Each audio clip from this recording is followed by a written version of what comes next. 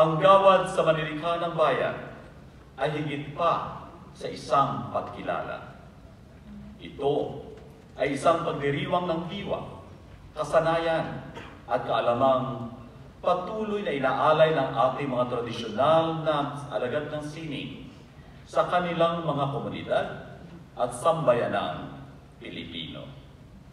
Sa likod ng bawat hinabing tela at tanig, inukit ng kahoy, galaw ng katawan, at isinasalaysay na epiko ay isang buhay na kasaysayan, kaalaman at kadakilaan. Isang tulay na nag-uugnay sa nakaraan at sa kasalukuyan. Wisdom of the past. The Philippines stands proud as a haven of timeless traditions, preserved, kept alive by the devoted stewards of our cultural bearers. I consider it an honor to be in a room with our esteemed Gawad ng Manlilikha ng Bayan awardees. They are the living embodiments of our national heritage and pillars of our cultural identity.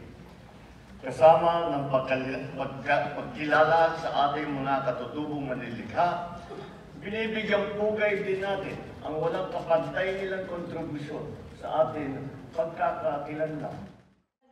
Sana, hindi lamang kaming siyam, ngunit ang lahat ng traditional artist na patuloy na nagsusumikap upang ipagpatuloy ang kanilang kultura sa kabila ng lakas ng impluensya ng bagong panahon.